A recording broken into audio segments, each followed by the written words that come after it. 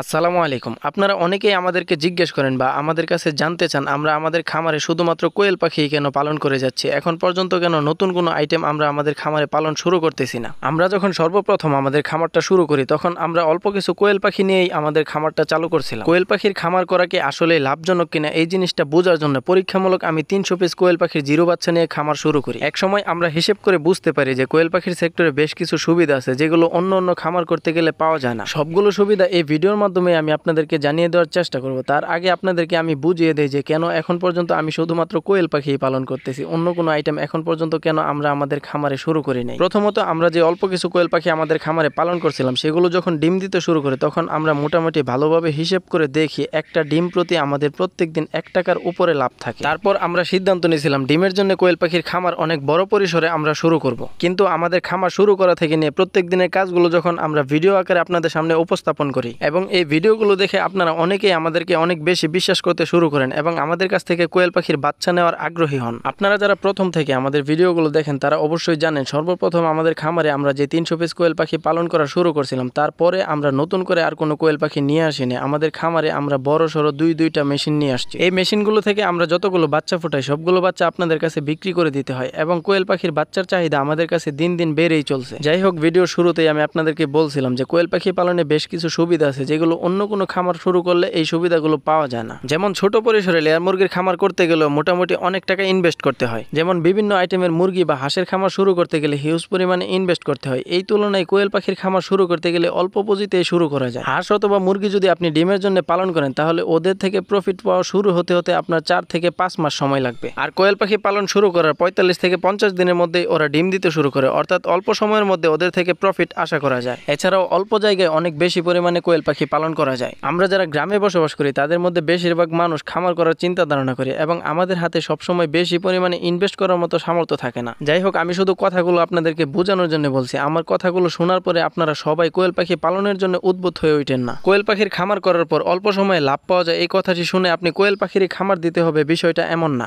আপনি আপনার এলাকায় কোয়েল পাখির খামার করে যদি বাজারজাত না করতে পারেন, ডিম যদি বিক্রি করতে না পারেন, আপনার এলাকায় যদি ডিমের চাহিদা না থাকে তাহলে কোয়েল পাখির খামার আপনার জন্য না। আপনার এলাকায় যদি কোয়েল পাখির ডিমের যথেষ্ট পরিমাণে চাহিদা থাকে এবং সবসময় যদি আপনার এলাকায় কোয়েল পাখির ডিমের দাম 2.5 টাকার উপরে থাকে তাহলে আপনি কোয়েল পাখির খামার করার চিন্তা করতে পারেন। সোজা কথা, আপনার এলাকায় যেটার চাহিদা বেশি, যেই আইটেম আপনি সহজে বিক্রি করতে পারবেন ওই আইটেম নিয়ে খামার শুরু করেন। আশা করি কোয়েল পাখির সেক্টর নিয়ে আপনাদের আর কোনো প্রশ্ন থাকবে না। আমি যথেষ্ট পরিমাণে প্রত্যেকটি বিষয় আপনাদেরকে বোঝানোর চেষ্টা করছি। আমাদের কোয়েল পাখির এই ঘরের পাশে যে ফাঁকা জায়গাটা আছে এখানে আমরা বড় করে কোয়েল পাখির জন্য আরেকটি ঘর তৈরি করবো ইনশাআল্লাহ। সবাই ভালো থাকবেন, আমাদের জন্য দোয়া করবেন। আসসালামু আলাইকুম ওয়া রাহমাতুল্লাহ।